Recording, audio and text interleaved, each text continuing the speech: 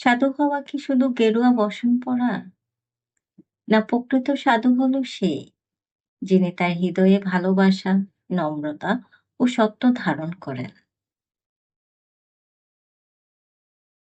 প্রথম বৈশিষ্ট্য, নিঃস্বার্থতা।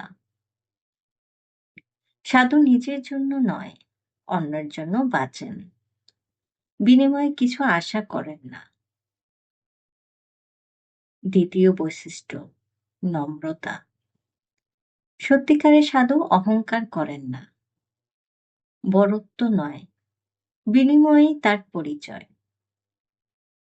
তৃতীয় বৈশিষ্ট্য, সহনশীলতা।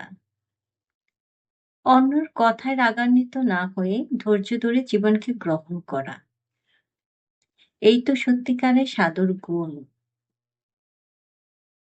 চতুর্থ বৈশিষ্ট্য, সত্যনিষ্ঠা। সাধু কখনো মিথ্যার আশ্রয় নেন না, ন্যায়ের পথে অবিচল থাকে। তাহলে সত্যিকারের সাধু হতে হলে কি করতে হবে? নিঃস্বার্থ হতে হবে, নম্র হতে হবে, সহনশীল হতে হবে এবং সর্বদা সত্যের পথে চলতে হবে। ধন্যবাদ।